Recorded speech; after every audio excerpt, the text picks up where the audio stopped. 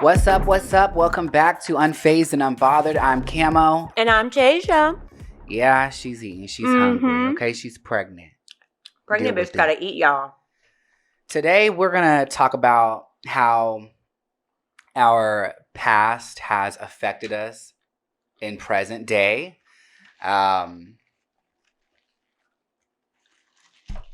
Get into it, yeah. You know, a lot of people be asking me what I get at Starbucks. What do you get at Starbucks? You're more of a Dunkin' girl, but what do you get at Starbucks? I don't. I mean, if I go, I might get a water. Thank you. No, I'll get like a strawberry refresher, or I'll get that coffee that you get with toffee nut. Okay, period. I don't know why I'm more of a Dunkin' girl. I don't know. I've always have been. Every time I've ever went to Dunkin', see, I don't like my coffee sweet. I don't like sweet beverages, period. I don't like mixed drinks for that same reason. But when I go to Dunkin', it's like diabetes every time. I'll ask for half a pump of vanilla, and it'll come back to me so thick and syrupy. I'm like, girl. Yeah, it's definitely different from Starbucks because you can do that with Starbucks. But like, for example, with Dunkin', I always do like a flavor swirl so that they don't put like what you're talking about or sugar. I don't want sugar in it. And I like it. The flavor swirl is like much better for you. Yeah, but so I go through like phases where I'll get the same thing for like a year. And don't shy away from my order. We're very repetitive. Yeah, addictive personalities. But right now I get a iced triple blonde oat milk latte, no sweetener, but I add the salted cold foam to it. Also, fun fact, blonde espresso has more caffeine, contrary to popular belief. Because I didn't know that before you told me. Yeah, everyone's like, oh my God, dark. It's got caffeine. No, ma'am. Blonde roast. You would think it does, though. You would think. I don't know why you would think, but your brain would think. But no. So, bear with us. You might hear some crunching and munching, but you know what? Mama's got to eat, okay? I also got donuts afterwards for How many donuts did you get? It comes with like a 25 munchkin. I'm not going to eat them all. But Oh, the munchkins. Oh, I love those. Did you get the chocolate ones? Or you got assorted? Assorted. Oh, bitch, I might have to steal one or two. They're good. They are. But I like this topic because we can like finally talk about the funny side of shit. Like, I feel like the first couple episodes was catching people up because they really don't know much about us and they're always asking, like, okay, what really happened? Like, why did you have to go through this? And whatever the case may be. And because we were always making jokes about our trauma on TikTok, and it's really not sad. Like, when we talk about certain things, like, we're not sad about it now. Like, it's funny and like we can share it with people and it is what it is. But like, for example, people ask me all the time, so how you don't have a license, like, how do you live? Well, eventually you get used to it. You know what I mean? So like, I can do just as much as anybody else. Like, my husband drives. Damn, that one felt so delicious. That was a good one, friend. But no, like, my husband drives. Like, people think that if you can't drive, you can't do anything. That's not true. Like, everybody around me drives. But also, like, it's only temporary. So when can you drive again? February. Lord have mercy. That feels so far away. But it doesn't, though. Like, I think I had to train my mind to not think like that. But also, when you don't have something for so long, you just get used to it. Like, I don't sit here and like, oh, I wish I could drive. No. It is what it is. Like, you just fucking get used to it. And people are like, I wonder what Greenlee thinks. Greenlee doesn't think anything because she doesn't know any different. You know what I'm saying? She's not even 2 years old.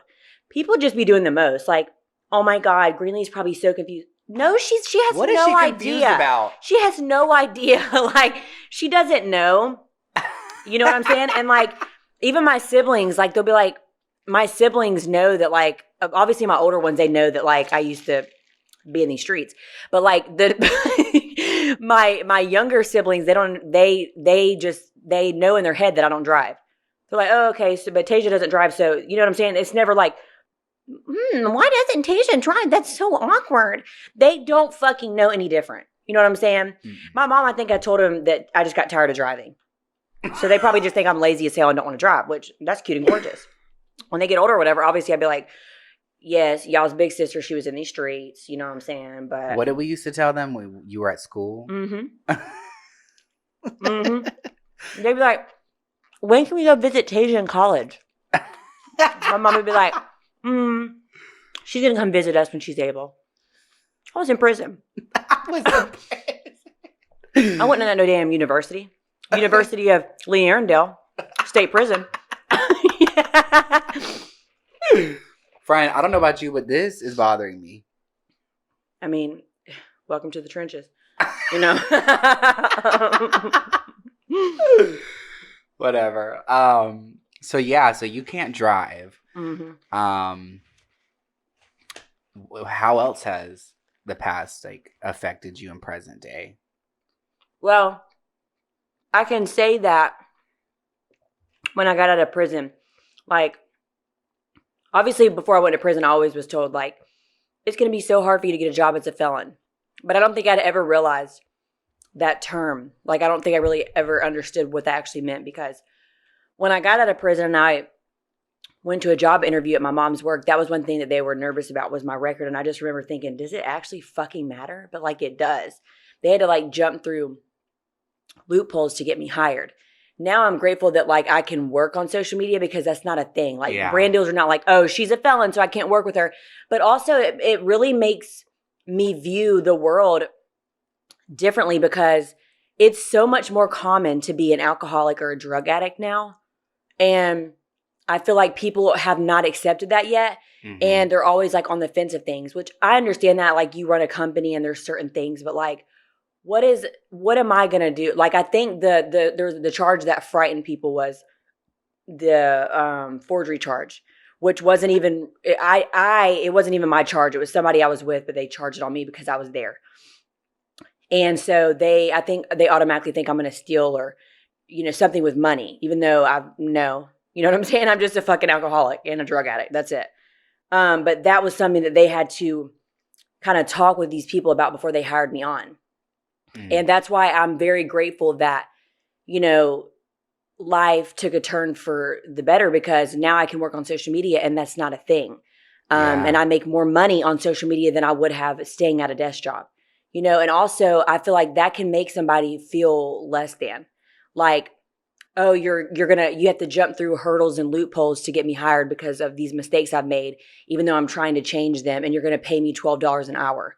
I have Greenland, I can't live off that. Nobody can. I wouldn't have been able to move out of my parents' house. I wouldn't have been able to do anything like that, which I'm grateful for the job. Yes. But it's I feel like when you are a felon or when you do make bad decisions, it's going to stick with you for the rest of your life. And it's really sad, because then you have these people out here that get out of jail or prison, and they literally are so insecure because of how the world views them and how jobs view them, that they keep making the same mistakes. Yeah. They keep going in and out of jail because nobody accepts them, or they feel ashamed almost. Let me go into a job interview and talk about my past, even though I'm trying to change. And then y'all tell me y'all can't hire me because of my past. How sad is that, So I feel for people who have a past, especially people who have such a petty past. It's crazy how people are still doing time for weed charges, but rapists and murderers are out. The system is so fucked and ass backward. It makes no sense. I feel like anybody who has a weed charge, I feel like now, because it's decriminalized in most places, I think that shit should just be dropped off everybody's record, because it's just stupid. Why? But honestly, right now there's such a labor shortage. Nobody wants to work. Nobody wants to fucking work for these puny ass wages. Inflation is so high. You can't afford shit. So nobody wants to work these. And plus, unemployment treated us right. So now I think it's time y'all start hiring these felons that y'all have been so scared to hire, because y'all are desperate. So it's time y'all start giving these people second chances, because everyone deserves a second chance. But that's why they teach us from a young age to, do good, because it really does stick with you forever. And that's the lesson we're all learning, especially with social media, things that you've posted in the past and things that the internet is forever. And so Take notes, little ones listening. But also, like, when I got hired on at my mom's job, they knew that I had a following from the past. Mm-hmm. And so... Do you think that got you, like, helped your case? No, absolutely not. Because they had said something, and I was like, okay, so you guys obviously don't want me posting certain things because people could look it up. And they were like, well, obviously, yes. But my thing is like, not only am I working for you, but I still do social media as a job. And I really feel like God led me to stop working there just because I can't be myself. Like, honestly, I didn't even graduate school. I'm a high school dropout. So me sitting at a desk, that's not me. You know, you're like stripping me of my identity. And also not being able to post what I want to online. Like, hell no. I've never had a filter online since I was 14. I don't care. But also I think that, I mean, one, that's my personality, but two, like that is my purpose I feel like that is my purpose here on earth. Whoops, fight me then, bitch. The microphone wants to square up. That's my purpose, is to like be my genuine self and do what I keep doing. Because I remember when I first started talking about prison and stuff, like my journey to prison, my mom was like, I don't know how, I don't feel comfortable with that. And I was like, well, good thing it's my account. You know what I'm saying? And I love my mom so much, but she was just she's just worried about how people are going to view me. But good for me is I never have cared. But the thing is that if you didn't talk about it, then it would kind of create this narrative that you're ashamed. And then people would use it against you. And like we've said in the past, you can't shame the shameless. So yeah, because I don't care. That's my journey. I'm never going to be taking the power back by being like, yes, bitch, this happened. Ha ha hee hee hoo hoo, bitch. Because I had to go through it. And like, it's honestly, your experiences, they shape you into a person. Now, you can be negative about it. There's people I was in prison with, they were negative every fucking day, and it used to get on my nerves. They'd be like, oh, I didn't do it, even though it was her 5th time in prison. Oh, but you didn't do it, Sherry? Okay, period, and laughing my ass off. Like, come on, dude. Like, I just, even some of the charges that are on my record that are not mine when I had to go to prison, I never said, oh, I didn't do it, but fuck these bitches. No, if you're around the wrong fucking people, you know from day one, I've been told this since I was in fucking middle school. If you're around people that are doing shit you know they're not supposed to be doing, and you get caught, you're gonna get charged too. Yeah. Wrong place at the wrong time, but you were around those kind of people. So well, you become who you hang out with. So exactly. So going to prison, I learned a lot. And I mean, obviously not everybody can say the same, because if you want to be miserable and deny it and never face your truth and never learn something from it, then that's on you, Miss Sherry. 5th time in prison, I ain't do it. Okay, baby. I believe you. I know, and they literally think you do. They be looking at you dead serious. Mm-hmm. Well, friend, I think we should go on our first break. Mm-hmm. We'll be right back. Welcome. Welcome back. Welcome back. Welcome back. We're back and we're better. Hey, little biscuits. So we left off. Don't fucking talk over me again. Oh my God, bitch. So we left off talking about that I am the best, and that the tightest pussy in the land. You know it. Although sometimes when I take medicine, I don't know what it is. It dries it up like the Sahara Desert. Are you okay, friend? What? I know you had a rough night. Well, I took a Benadryl and I woke up at like 3:00 in the morning. And my mouth was so fucking dry, bitch. It was so dry, and I had to chug a whole fucking Powerade Zero.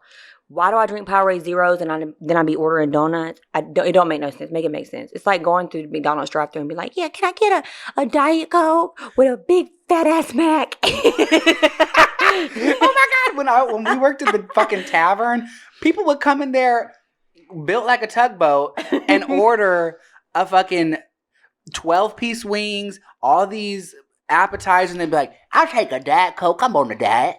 Oh, I can tell. I mean, what the fuck? So it makes no.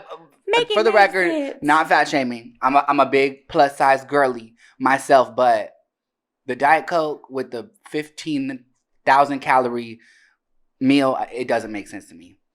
It don't. But I took a Benadryl last night, and so I texted Cam yesterday and I was like, hey, you want to be here at 9 a.m. so we can get this podcast rolling? Bitch. You always say 9 a.m. I don't even know why. Where do I get that roll number? Up at noon and your hair ain't brushed. Your lashes half on out. And it's always some excuse. Like last week, I think it was, I'm so tired, I'm pregnant. Bitch, no, you're fucking, you just like to sleep. That's it.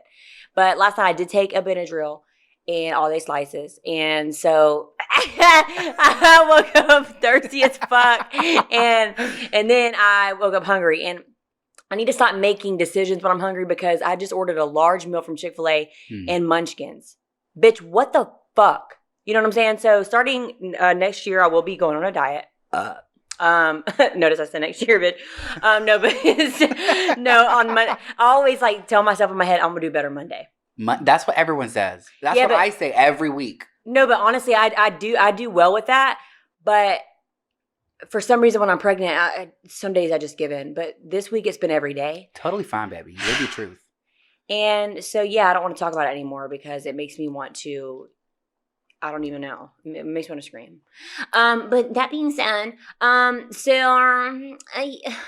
we were talking about how like our. I'm singing. I was giving them a song. Yeah. Welcome to Unfazed and Unbothered. Yeah. Okay, that's it. That was so beautiful, friend. Thank you so fucking much. I love this so much. Okay, so it didn't affect. Okay, so basically what you're trying to tell me is that your past didn't affect you. Okay, yeah, like no, bitch. Let me talk. So you're better than me. You wish, but you ain't. Those are my exact words. So my past, fortunately, didn't really affect me in present day because my first charge was a weed charge, and I plead NOLO. I think that's a Georgia thing. NOLO is like your first misdemeanor charge. They will drop it off your record after you do community service XYZ. And then my second charge, I was banned from this store. But I prayed and prayed and prayed. I was like, God, intervene in some way, shape, form, or fashion. Let something happen to this shit. And to my surprise, I received a letter in the mail that said X, Y, and Z didn't provide ample evidence in the time frame they needed. And so all the charges were dropped and the court date was dropped as well. And so I didn't have to do none of that. So I was like, oh my God, thank you so much, God. Thank you so much. You really did that to me. You did that for me, bitch. Yeah, seriously, because that doesn't happen. Yeah, no, I'm telling you, manifestation is so real. And being specific when you pray, it's so powerful. You have to say these things, believe these things, and like live like it's going to happen. And it did. And I'm glad that you said that too, because also like when things were doing like really well, and I feel like you really do. There's also a thing I saw this morning on Instagram, or maybe it was last night, and it was like, don't let your negative thoughts win, because your negative thoughts are just that. They're negative. They're not true. Yeah. Half the time they're not true. And there's also in these anxiety quotes that say like half the things that you worry about never even happen. Yeah. Like it's the truth. And then when you're like living at peace and shit, you're going to have negative thoughts try to like get you down. But in reality, it's like, fuck you, bitch. Like I'm doing great. Thank you. And God bless you. Yeah. Don't really know why I thought the need to share that, but I'm going to shut up now and thank you. I'm so happy you shared it, friend. Thank you so much. But no, manifestation is very powerful. I mean, I had wanted to go to LA. I wanted to go out there and record some music. And I was trying to save up some coin, but, you know, the coins were just going. The coins were just going left and right. TJ Maxx, Goodwill, you know, etc. And so I was like, how am I going to go to LA? And Trent, he had arrangements to go. And I was like, we have to go together. And I stopped worrying about it. I was like, you know what? Some way this is going to work out. And then the other day, our manager called me and was like, hey, I just booked you an Airbnb for a month. I was like, cute and gorgeous. So, shout out to manifestation and shout out to you, Brandon. Thanks so much. Thank you. God bless you. But yeah, I think it really sucks though that some people can't get a real stable job because of poor decisions in the past. Like people do make a 180 and they come out on the other side a different person, and then to know that they struggle to put food on the table because they shoplifted. Like I would hate if I didn't have social media. The only jobs I could get if my record was like still had those things on it. It would be like a serving job or a construction job. Like people really don't want to hire somebody who has a past, and that's so unfortunate because we've all made mistakes, and some people just get caught. You know, some people are fortunate to not get caught, but because of like things like shoplifting, which we don't condone, that's the past. But some people can't really get a job because of it, and that sucks. Yeah, it's just sad. And I just remember thinking like when I got the job, when I got out of prison, obviously I'm very grateful for that. And we love them.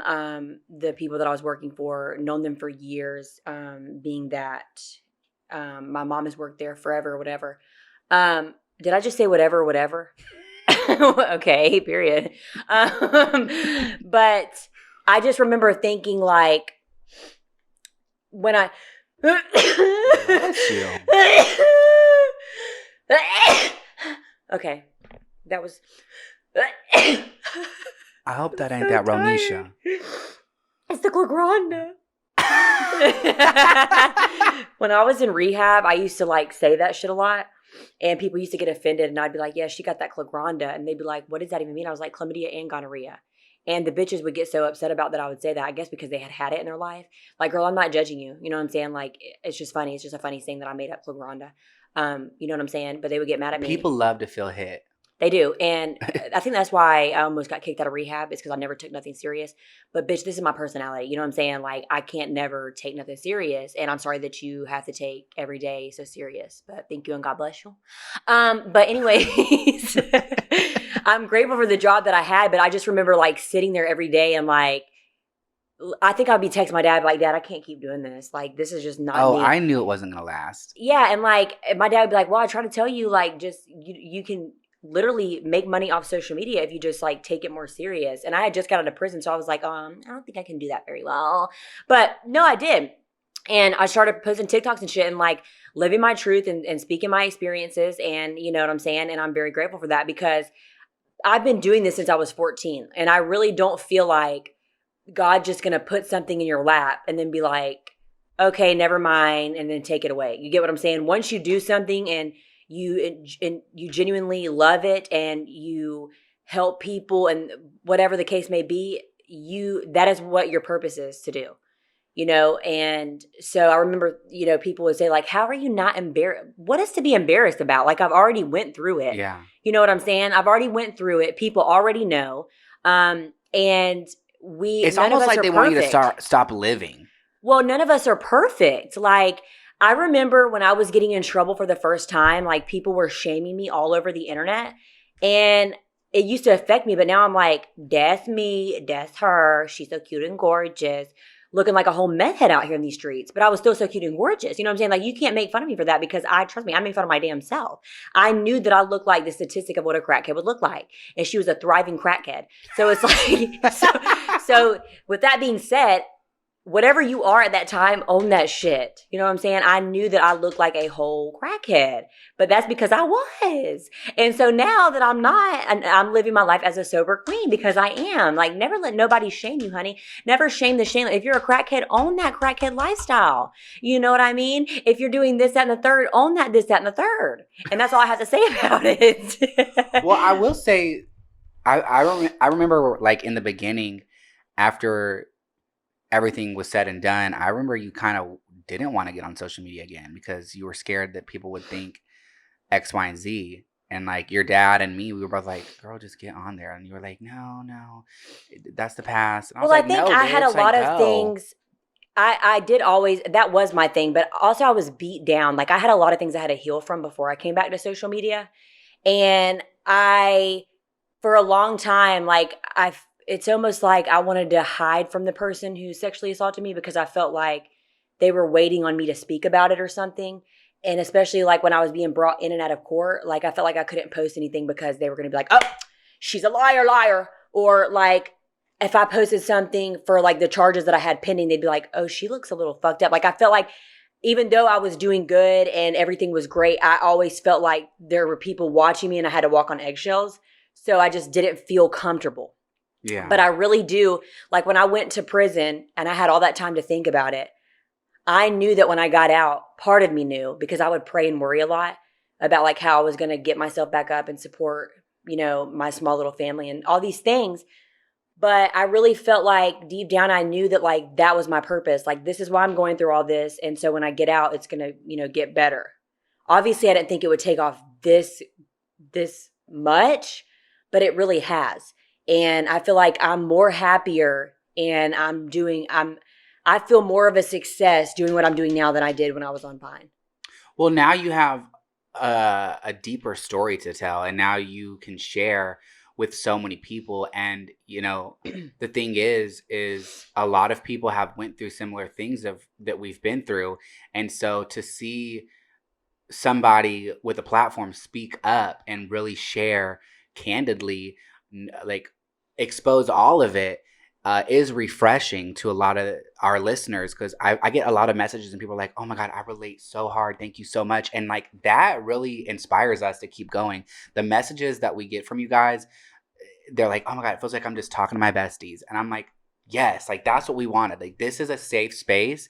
And so I'm very proud of you for coming back onto social media and owning your truth and like everything we've accomplished together and separately, given the fact that we do both have these pasts. And now we're just doing it. And we're like, fuck, who gives a shit? Like, I don't care what anyone's got to say, because even though there are people judging and there are people that are going to be hateful, there's so much more love to be worried about the few bitches who got something to say. Right. It's really just all jealousy. But I don't know. I'm very thankful for where we're at and how far we've came. And I really feel like you had to go through those things. I had to go through the things I went through so that we could be a voice as we are now. And now this is just the beginning. We've only got a couple episodes out, and the responses are incredible. And I'm living for it. So I'm so thankful that you guys are resonating with the things we're saying. And it just really inspires us to keep spilling it all out there. And that's on Tea and Crumpets. And with that being said, we need to take a little break. Yes, we do be. Okay, thank you. We'll be right back. Love y'all. Hey, little blueberry muffins. Hey. Speaking of blueberry muffins, I don't want one because I just had way too much food, but thank you for letting me share that. Also, I wanted to dig into the fact that like when I came back to social media, and I think you've experienced the same thing, like people would compare me to like my old version of myself. And the last time people even saw me was like when I was on Vine, like around 14 through the ages of 17, and I'm 23 now. So 14, almost 24, that's 10 years difference. So like, I'd be like, okay, well, I hope that you're not the same person you were 10 years ago, but thank you and God bless you. And a lot of people that are saying that, they're not even my age, they're younger than me. And so probably like when I was 14, they might've been like 10, you know? So it's like the way that you're even remembering me is probably blurred a little bit, you know what I'm saying? So, but also the difference between me, the TikTok version of me and the Vine version of me, like I was still in high school. Like I was just very silly. I was just in a silly, goofy mood all the time. You know what I'm saying? So, but now when I come up on there, like I make fun of myself, my past life, the toxic parts of my past. And there's so much more to talk about. And also like I'm married. I have now 2 kids. Prince will be here in November. And so it's like there's so much more to me than there was then. And so that was also one of my fears coming back to social media, because I'm gonna be like, oh, well, they're gonna think I'm the same person, which the way that I am, like my personality is the same, but like everybody around me is different. Like there's so many more layers to you now. Yeah, and like I don't hang out with the same people that I used to. Like people always like, what happened to this, that, and the third? Girl, that was literally years ago. Like I don't even know who you're talking about, to be honest with you. Like I forgot about them. And now you're bringing them back up. Like with old girl that lived in Atlanta that I was friends with, like a girl, she is like not even, no ma'am. She's still doing the same shit we were doing when we were kids. So the bitch you went on live. Yeah, like you don't compare where you don't compete. Go money back on these hoes. Like I'm dead ass serious. I remember like when I had Greenlee, I think we might have even talked about this in a previous episode. She was like talking about, oh yeah, she has a baby. Who even does that? Who even does that, bitch? You're here, aren't you? Someone had a baby, bitch. Yeah, like first of all, I am 21 years old at the time. That's very common. And you're talking shit about me, but you're going house to house right now. You know what I'm saying? That was her most watched live, was her talking about Tasia. Thank you. No. I remember seeing it because you sent me the link, and I remember all the comments were like, oh my God, she's talking about Tasia. She's talking about Tasia. And they were sticking up for me. No one was even talking about her life. Well, and then they were sticking up. They were like, aren't you hanging out with people that are younger than Tasia that has more than one child? Like, she was embarrassing herself. And she was also drinking alcohol in the video. And then I'm sitting here thinking, okay, so you're still talking crap about me, but you can't support yourself because you are so addicted to this lifestyle that you think that you're living, but in reality, you're just like, don't know what you're doing with yourself. And you can't make fun of somebody who has a family and is supporting themselves. Like, what are you mad about that you don't have that you don't compare, you don't compete? I mean, let's get real technical here. So just like when she had, like, there was a bunch of things that she had lied about. I was like, girl, like, if you're going to speak the truth, tell it all. Like, I embarrassed myself. You can't embarrass me. You know what I'm saying? We stopped being friends because I had a lot going on. I was in a toxic relationship. I was a fucking full-on drug addict and drinking all the time.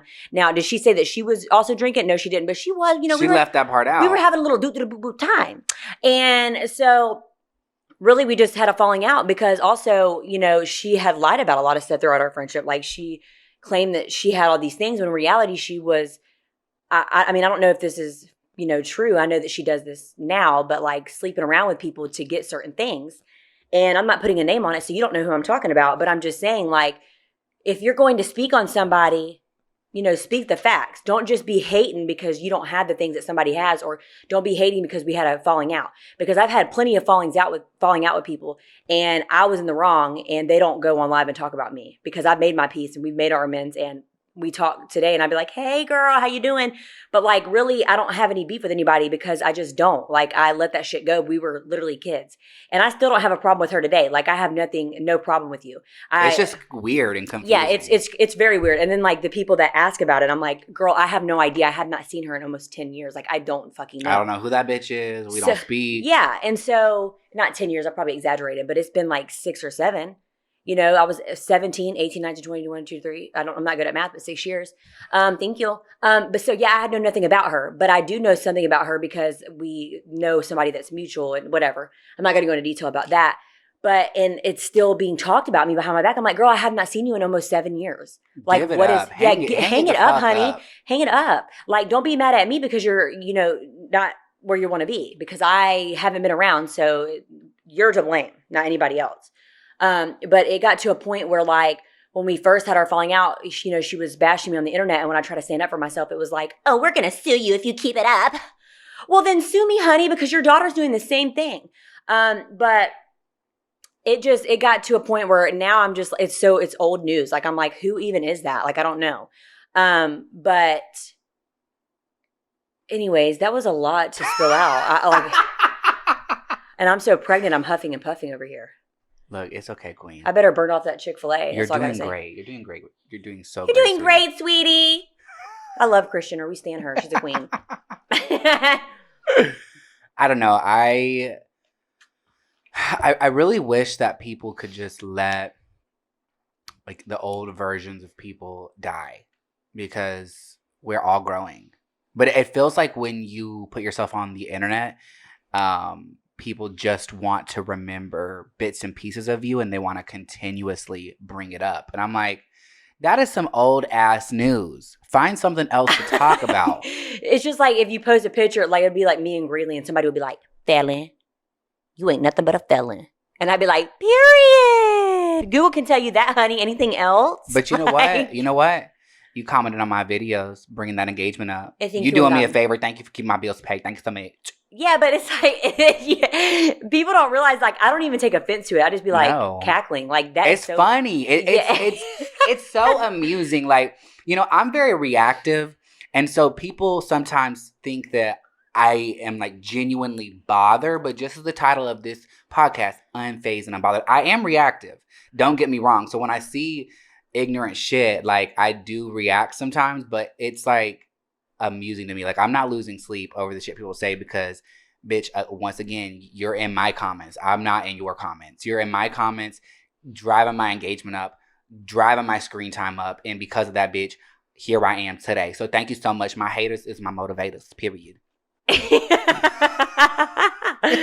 No, but it's the truth. I'd just be like, okay, period, queen, and laughing my ass off. Maybe if you'd put yourself out there, then people would fuck with you. But I feel like with her, I feel like she probably, y'all were kind of like besties online, and she kind of gained from that. And then when y'all separated, she became stagnant because she didn't know how to live her own life and stay in her own lane. Like, we have this podcast, but we're in our own lanes. We can stand as individuals. She could not do that. And so when she sees you thriving in present day, she's like, well, we're the same. What's so special about her? No, ma'am, y'all are not the same, actually. Because you're living your truth, and she's coming on live and still talking about shit that's 6, 7, 8 years old. It's like, girl, move the fuck on with your life. She hides behind the truth. Like, I'm sorry, posting cute Instagram pictures is not going to keep the ball rolling. Like, oh yeah, girl, you got to do more. Yeah, being cute only gets you so far. But also, like, I remember being friends with her and, like, me being myself and, like, doing, like, Vine videos and shit. Like, I would catch her sometimes, like, looking at me in disgust. Like, girl. What? We're just two different people. Like, I'm very whoa and, like, off the fucking wall. And she's very, like, to herself. But she also plays this role that she's not. Like, she wants people to think that she's just this cutesy-pootsy art, whatever the fuck person. When in reality, like, no ma'am clam. But also, one thing with her is that, there was a lot of things that we did to help them out. Like, they were, losing something that they had worked hard for. And I was, like, helping promote them to, kind of keep them from going under. And so as soon as we stopped being friends, it was almost like they reversed everything and then were very ungrateful for a lot of stuff. Like, they couldn't afford to do the bare minimum. And, like, my dad he owns his own business, he owns a roofing company. And so he had come out and fix things for free because they couldn't afford it at the time. And then it was like, when we stopped being friends, it was like, yeah, she comes from nothing. And, like, we had to give them money and, like, all these things. And I'm like, what are you talking about? Because it's quite the opposite. Like, who even says that? One, who cares? Who cares who has more than who? Right. But you are acting like you're this rich person who lives in our area when in reality it's far from the truth. And yes, you may know certain people because you live in a certain area where you see these people, but that's it. There's nothing more to it. And so what I learned from that friendship is that people can play this role and you learn that they are the complete opposite. But also, if people really wanted to know answers about the questions that they ask, it's very simple. If you go through this girl's Instagram feed, you will see that she's been friends with people that are celebrity status and they're no longer friends because it doesn't take hard to figure out who the fucking root of the problem is here. You know what I'm saying? And you can't treat people like shit and expect good things to happen to you. So, but no, the moral of this whole, the story is that people ask me about people that I haven't seen in 7 years. And so it's like, how old are we? And why are we still asking people about certain things? If you don't see me with somebody, we're not friends. Yeah. If I don't talk about people, we're not friends. Because I'm telling you right now, my life is on the internet so much, you can figure out who I'm cool with and who I'm not. And when I say that, I don't mean like, oh, I hate people. No, I just mean that I don't talk to people that I used to anymore. I've evolved. I've changed. I've gone through a lot of stuff. I had an addiction and alcohol problem with drugs and alcohol that I had to overcome. So a lot of people couldn't stick around for that. I've owned my toxic part of why things didn't work, and everybody else needs to do the same. I can't stand somebody that doesn't take accountability for things that they've done. I'm not ashamed of the things I've done. It's made me who I am today, and so I own it. But everybody else, I can't speak for them.